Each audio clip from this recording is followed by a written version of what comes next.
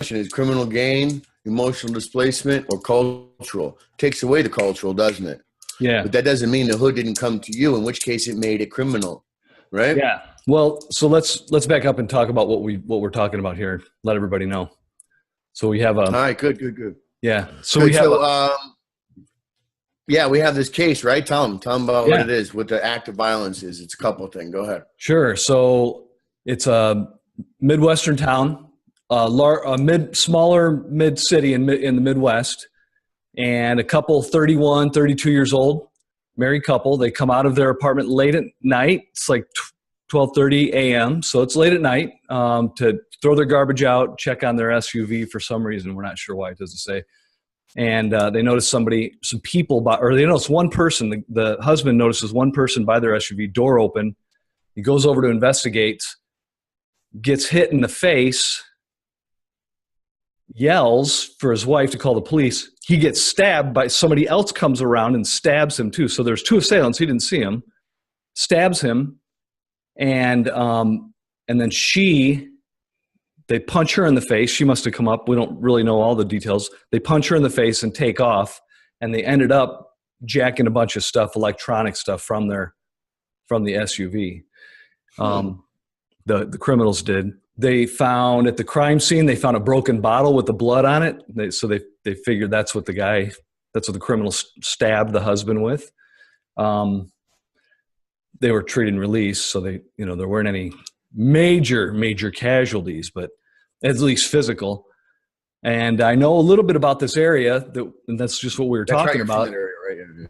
Yeah, that area is full of young professionals. It's a upper middle class, nicer place, and this is an apartment building, so it's probably a nicer apartment building. Might have been an exclusive even.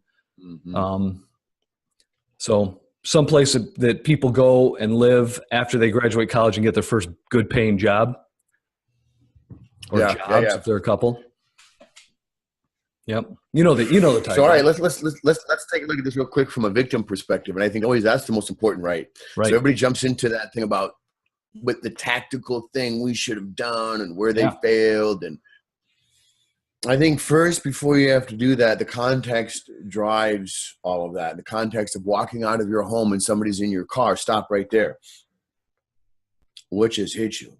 We do this scenario where we walking up to our apartment door, house door, and about 20 feet away, somebody else walks out the front door. And as I continue to walk, I'm looking at this. So we do a situation similar to that. So he's walking out, and all of a sudden there's this guy in his vehicle.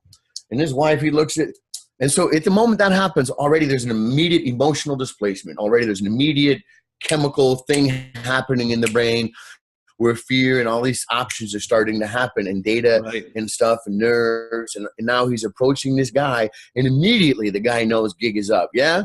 Right. Yeah. The criminal knows he's been found. So the husband who comes out and sees, like, he's going to feel, I mean, we don't know, it doesn't say, but typically fear, confusion maybe. We don't know. Yeah, just anxiety to the nines, man. Yeah. Right? Because all these things are happening. In the color code, there is a white, yellow, right? This guy's already in red. Yeah. He walks out, there's been a 0 to 6 red. Right? When you, in that is data collection and processing by your self-preservation nervous system that's saying fight, flight, or freeze. All of this data is going to determine which happens. And if you have no training, and remember, if the situation goes, excuse me, he goes, oh my gosh, dude, I walked up to the wrong car. I am so sorry. I'm half drunk, half in the bag. Now all of a sudden what happens? Heart goes, and all of a sudden the guy can feel his heart, and they look at each other and they go, oh my gosh, I thought that, right? So that's when you go, oh, that's how that would have happened. But instead, and I think it's important to recognize that shift in your whole body's chemical thing before you start to decide and determine and judge the tactical, right, advantages. Yeah, so no one's going to be as level out there when that kind of thing happens as they would be sitting here talking, and we're, armchair quarterbacking, right? Sunday morning quarterback in this thing and going, you should have done this, and here's the tech. And that's one thing they don't do in the Sunday morning quarterback is that's what we content. Yep, that's right. It's even if you train scenarios like we do, everything's going to be a little different. So there's still going to be a little bit of that no matter how much you train. It's just a matter of minimizing that. Is that fair to say? Absolutely. And look, you have to look at this. And so, the story goes on. I'm just really encapsulating that emotion because that's when you get the flood of emotion. Everything after that is a fog for that guy. Everything is a fog, as it is for most people, right? In that situation. It's not the sport. I've been in both. And they're totally, one, you have that nervous energy, and the other, it's a fear. It's a legitimate fear. This could end your life, right? And so what happens when he hits his girlfriend is it does something to him as well. It creates a sense of panic and urgency. It upped the game as far as it could go. What's going on? His third-party principle. Now she's a victim too. Yeah. Well, and so there's, so he sees a situation, he approaches it, and then somebody else surprised him and stabbed him too. I can imagine that just adds this exponential thing to it. What's going on? And then, yeah, it really is. I think it does for me anyway. It gives me that kind of thing to go, wow. Yeah. We'll do another podcast on that. I think you get less than, say again. We'll do another podcast on all of what happens emotionally. I think that's a whole conversation we can have for a long time. But absolutely. But to suffice it to say that the anxiety would be less jumping out of a plane with a parachute. Skydiving. The anxiety if you've never done it, right? That has a lot of anxiety. I think it would be less than being in that experience. Is that because you know what's going on? You know the steps, or it's because you've never done it before. Most people have never done that before. How many people, and not even martial artists who train that way. How many martial artists I've seen get their butts whooped and handed to them by average good street fighters or boxers because they didn't train and for the relative context by which they were, right? And so, and let's go back up to the story. Who trains for that? Some people do. Some people do. Some people do. Yeah. And it's a good idea to do so because you could be that guy who's great. Boom, but listen, let's be honest. When we're talking about counterviolence, the difference is the average person isn't going to invest 9 years to win 7 championships at NAGA or at some other tournament, right? But if the guy has a bend into a wrestler, or if he was that guy and he picks that guy up and he's doing really good, next thing you know, boom, he gets stabbed instead of in the forearm, in the back of the neck. Yeah. Right? So, and then his girlfriend probably eats part of that glass too. So, I think because she's going to jump in there right away. Yeah, she don't want that happening to her, man. She's going to try and stop that, most likely anyway, right? So, I mean, you tell me, what are your thoughts on looking into that? Someone experiences that and they feel like, man, you know what? Or someone heard about that and they come in and they want to do some couples training and they tell you the story and they say, holy crap, I don't want that to happen to us. We're going to do this fear crusher course where I heard about that story and oh my gosh, how do you train that? Yeah. Yeah, I think putting people in similar situations from the beginning of it. So it's one thing to learn techniques and tactics, and that's what martial arts can do and combat sports and stuff. When you know a combat sport or Muay Thai or Brazilian Jiu-Jitsu or something, it's level playing field. It's same and same. You have expectations. There's rules. You know when it starts. You know when it ends. So violence doesn't work that way. So training people to be put in situations that they're not expecting, to approach situations they're not expecting, and then learn when and which techniques to use. So it's a lot more than just training techniques and tactics with I think I would even submit response. I think that in a serving size, I think you're absolutely right. Absolutely right. And what's changed, where I have changed over the past 4 or 5 years, is where I have realized serving size makes a huge difference. What do you mean serving size? I've seen people come in. Here's serving size. So are you going to take 2 hours, 4 hours, 6 hours, 8 hours, 12 hours? Sure. You're here for a seminar, right? That determines the serving size. Now, if you want the material that's in the 20, 36 ounce serving size, going to be different than what's going to be in this serving size. Yeah. Because this serving size is going to be primarily situation and emotionally driven with very simple techniques that will change the longer you get into it. You can be complex because you develop neural pathways that can respond under stress. But if you're going to do a couples training 2 or 3 hours, that was a very basic thing. He should what? He should learn in that particular situation the state of that was Wisconsin. Yes, we don't have to be specific, but it was Wisconsin. Yes. Yeah. Yes. So you have to weaponize yourself. You have to have a force multiplier. So if you're doing a counter violence or reality-based training and you don't carry a weapon when legally required, you're probably irresponsible to that thing. I think if your state allows you to carry a weapon and you after that, I guarantee you that guy or girl wishes, man, I wish I had a weapon. Yeah. Yeah. That's the thing that changes that whole dynamic is that one weapon.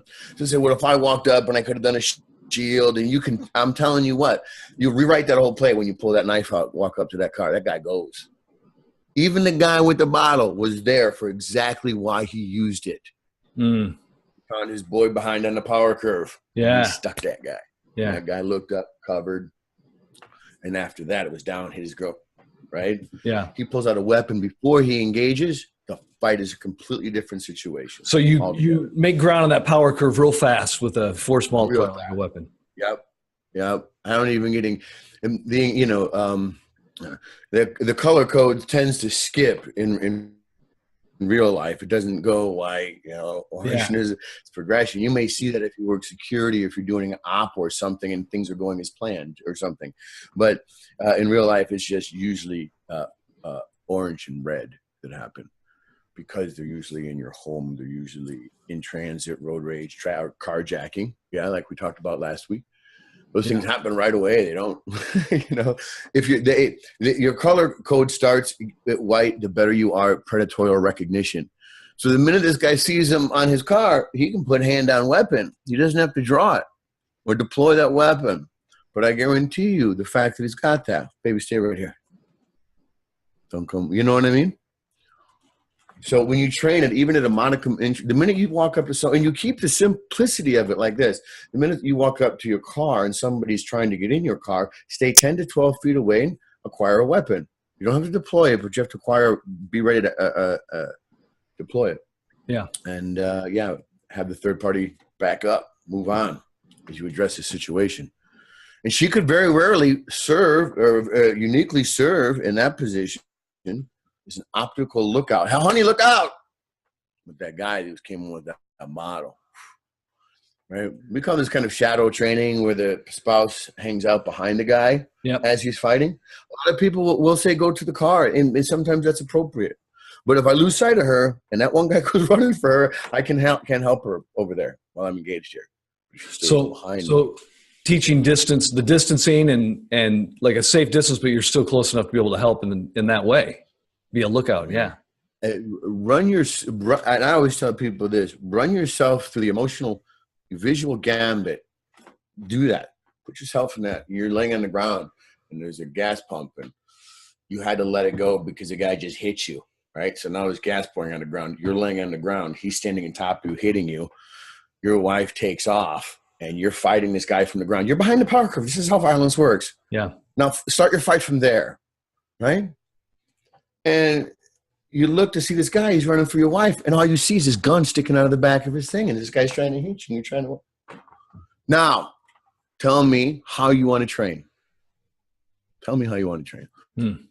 So I think that when you put yourself in that virtual place, whether you've never been there or not, you have to visit that. If you're going to train, you have to touch that. If you're going to do sports, then you're always imagining you knocking that guy out in the cage. I know, right? You're like, wow, I'm going to take this guy out. I'm going to be on TV, yada, yada.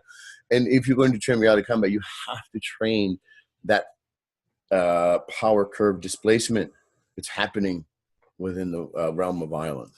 Yeah, and you say it a lot, the being comfortable, being uncomfortable, right? Learning that. But that's even beyond that. I mean, touching on that panic and that fear, that helplessness, like going to those dark places, right? A little bit, touching on that when you train and, going there in your emotions and making it real without having to actually do it, right? And that's the cool part that I think, that I think focuses on is being able to give people that virtual violence experience so they come off of that going, wow, dude, it was like jumping out of a plane. Seriously, it was super cool, dude.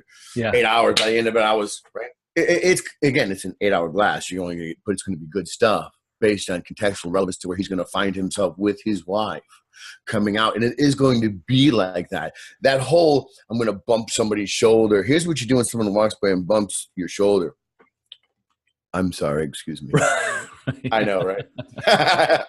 Right? It's a cool technique. Check it out. Try it sometime, right? There's certain people that are so hungry to pull off what they know.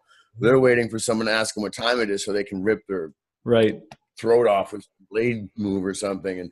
So I think the context here, again, is important to train that in a simple format.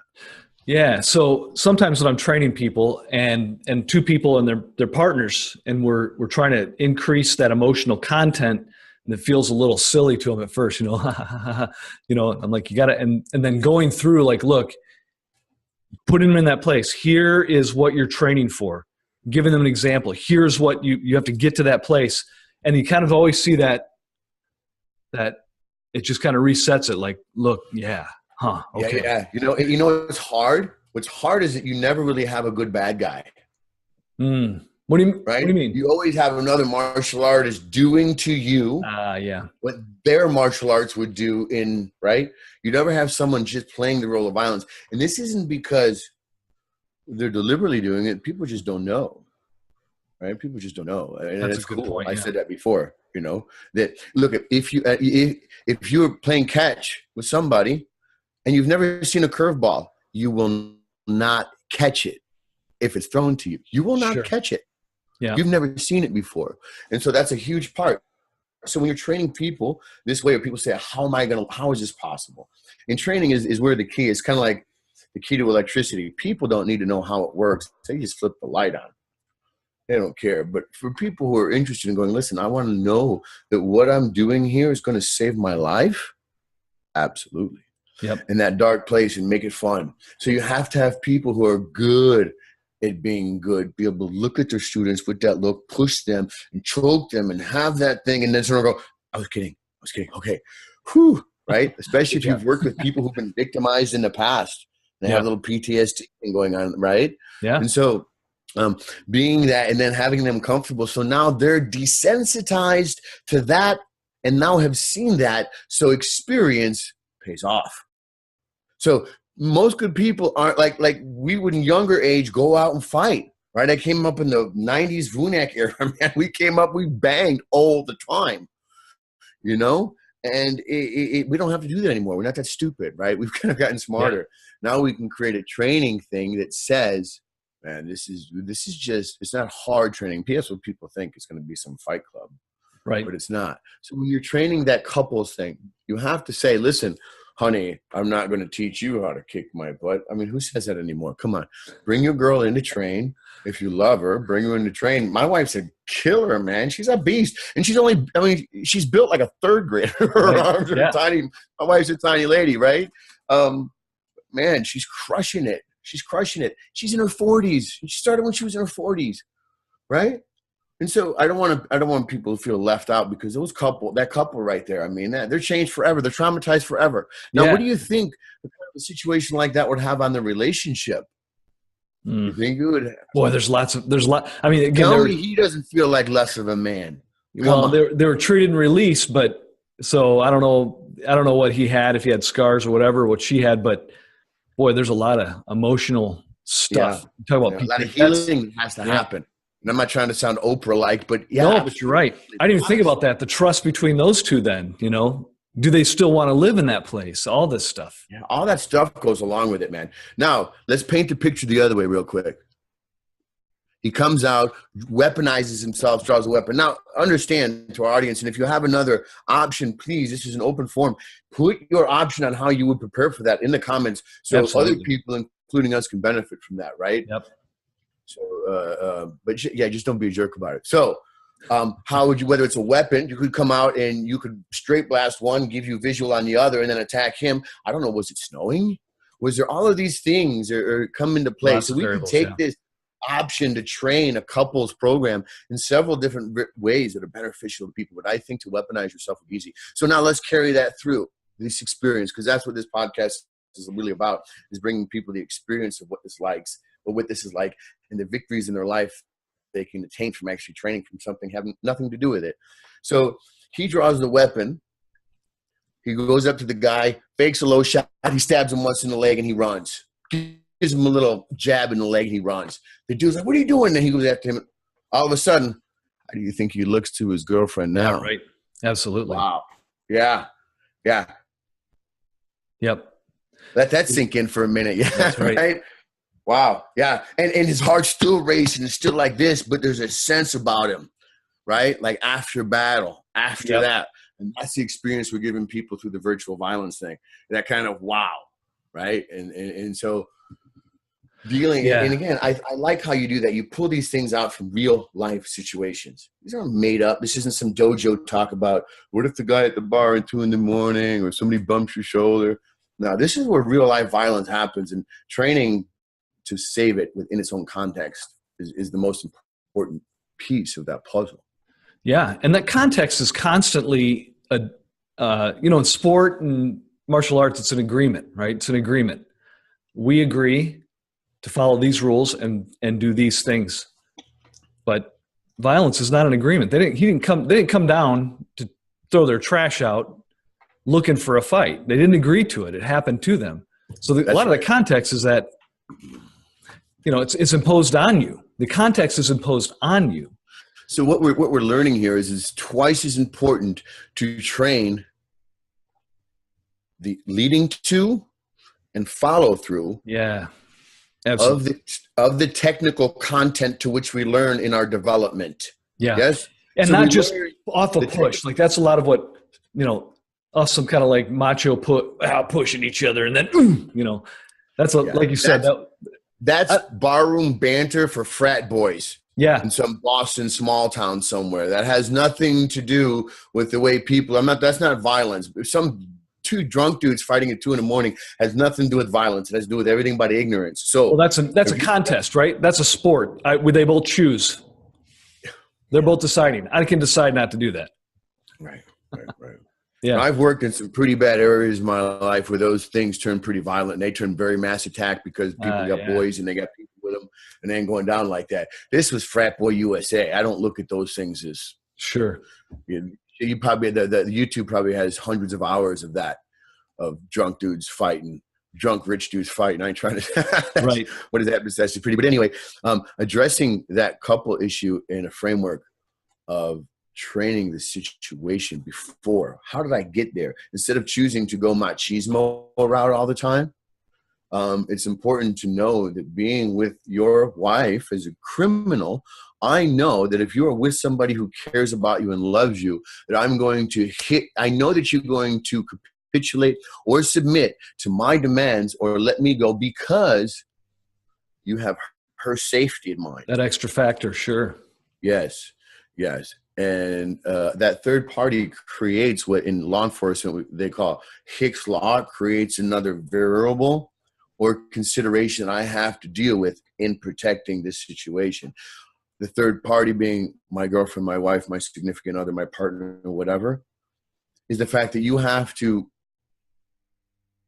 there is no, I can get on my back here. There's no, I can, right? A lot of these square things, up and kickbox, because of that change the content, don't they? Yeah, absolutely.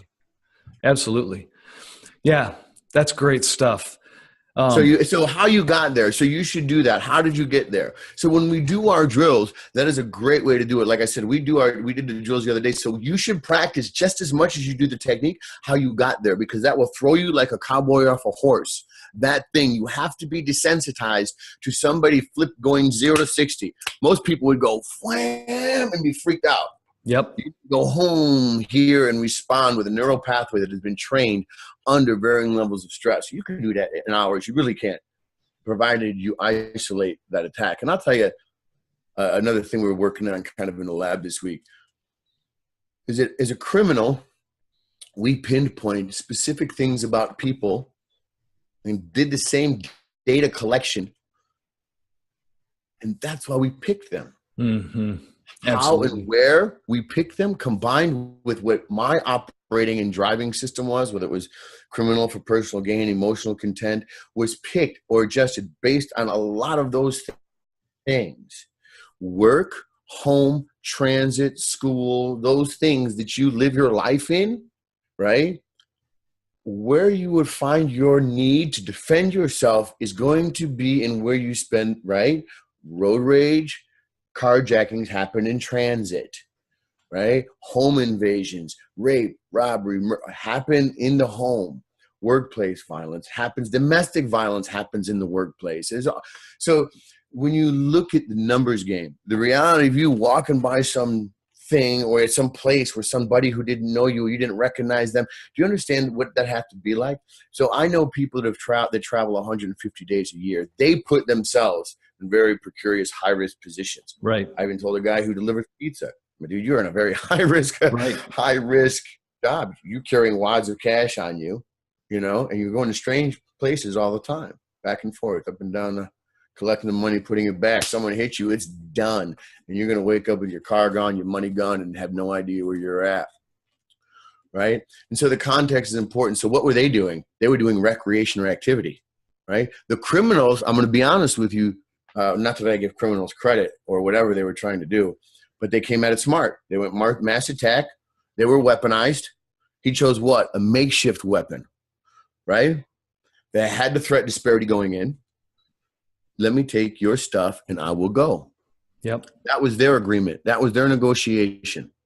Leave us alone. Leave us alone. Let us take your stuff. Yep. They won that negotiation. Yeah.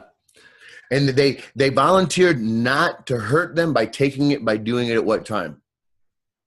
12. Early morning. Right. Late night. So they totally said, listen, I don't want to hurt you, but I'm taking your stuff. Do I say submit? I'm no, but enter into the mind of a criminal. If you be the man you wish to seek to destroy, you'll do a lot better at countering or saving that violence. Yeah. So no, in his head, you know what? Hold up, baby. Hold up. Back up. Nah, man, no problem. Can I help you with something? All right, go back in, honey. Go. Yeah. If you don't have, but that's a great point. So two things with that. So this happened right outside their place. And again, I know I'm fairly familiar with the place. It's nicer. So around the house, around your home, in your driveway, it's not immune. And then secondly, there wasn't the intent from the criminals to use violence on the front end. Mm-mm. They weren't out saying we're going to go. Which is why he had a makeshift weapon. Yeah. And not one, right? But they're more than willing to. It's that personal criminal gain. They're more than willing to get their aim. And that might seem offensive to us, or like, we might get morally indignant. Oh, well, they didn't have to do. Doesn't matter. Irrelevant. That's just not how violence works. If you're looking at a problem solving, saying, hey, listen, I'm trying to solve, my company here is trying to solve, this company that we all share is trying to solve a problem and really create a bond with the community that says, listen, you don't have to be this, that, or the other to be able to save your life. Right? And so, but it is built on that good citizen. It's built on that premise that we should be able to, with little time, create that end game where we can survive regardless of what circumstance it is. But it's got to be through a tunnel vision. It's got to be through, and then they have the experience, so they're desensitized to it. Go back to what you were saying again. Say that again. Which part about the last part?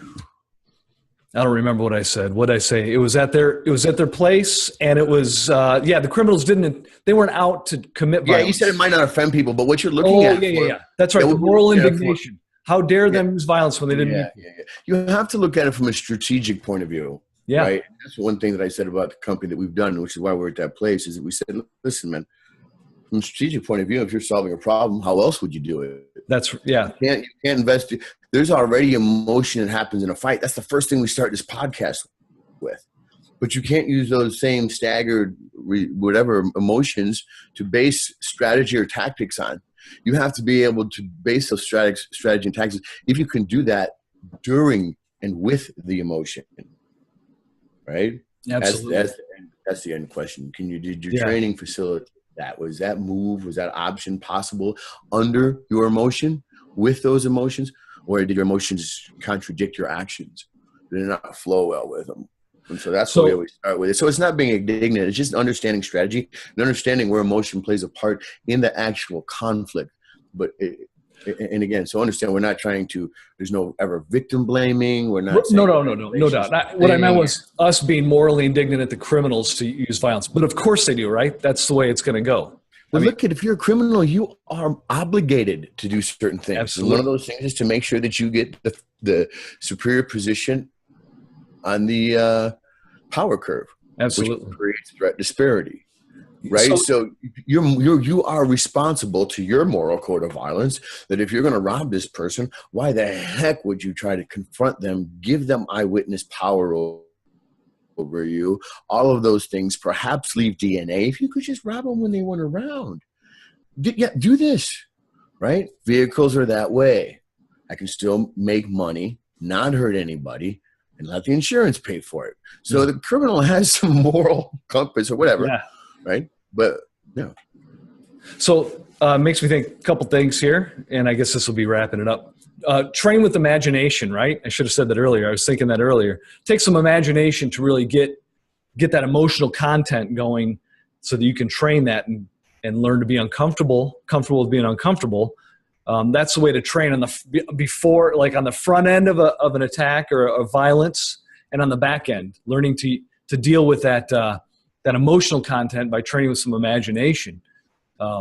Yeah, walk it through, build a stage, do a crawl, walk, run type of thing, right? And again, I think what you want to do is you want to say, if I make one move, I chop the head off of 5 dragons. So that's what happens when you carry a weapon. So someone could argue all of these other things about it, but here's what I would say, that if you carried a weapon when you left your house, you will minimize the amount of time that you need to invest within self-protection. Yeah, that's well put. Yeah, that's a good, yeah.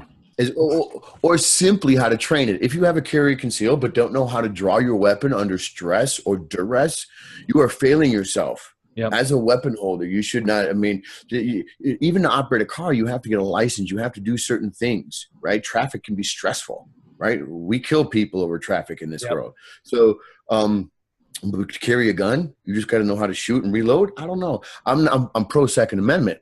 Sure. You think but that's all these heads walking around, even with the right? That's all they teach in the concealed carry classes, though. That's really all they have to do. Can you hit this target in an easy way, and can you clean your gun? You do up the risk of innocent people getting hurt.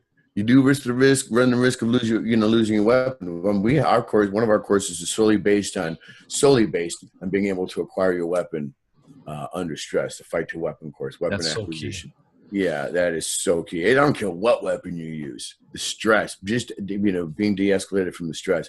But I do think it is important to just look at the situation and think, what is my fastest solution to this problem? So if you are a fighting consultant and you wanted to bring this couple in and tell them that jiu-jitsu was going to solve their problem, I guess maybe when he was from the ground, I mean, look at it from the most positive light. When he was in the ground and that guy stabbed him, was there something from the jiu-jitsu might have changed that mass attack, perhaps? Okay, now go to boxing or go to any of those things and explore those things. Yeah. And ask yourself, time invested, how long would I have to do jiu-jitsu, Thai boxing, crop, whatever that is. And that's how you make your decision, right? And then if you're in it to win it, then you can stay with it in anything you want. But the point is that when you ask people about the ability to save their lives, they want to, they just don't know what to do. They just don't know how. They don't know that there's options other than what they see on TV. I've always said, you'll probably learn more about how to stay alive in the streets doing 3 months in a penitentiary than martial arts. Yep. Martial arts. Yep. That's a great point. Yeah. Well, we should wrap it up here. We're coming up on the time limit that we impose on. Good topic today. Lots of stuff. Lots of stuff. Yeah, there's a lot of places we can go with this, and we will in the future. I think there's a lot of topical things we can do too, besides just scenarios. But yeah, I think it's a lot of fun to do scenarios. So yeah, I appreciate your viewpoint. Yeah, it's good. It's good that everybody hears real life stories and just breaking those down and unpacking those for a few minutes. If you're into self-protection or you think about choosing it, and see what that looks like, and have the best information, and maybe drifting on some other cool stuff as well. Yeah, we're gonna have some special guests on soon, right? But we're gonna pick a topic for next week here soon. So thank you guys for joining. If you have any questions, leave them in the comments, whatever below, and we'll talk to you soon. All righty.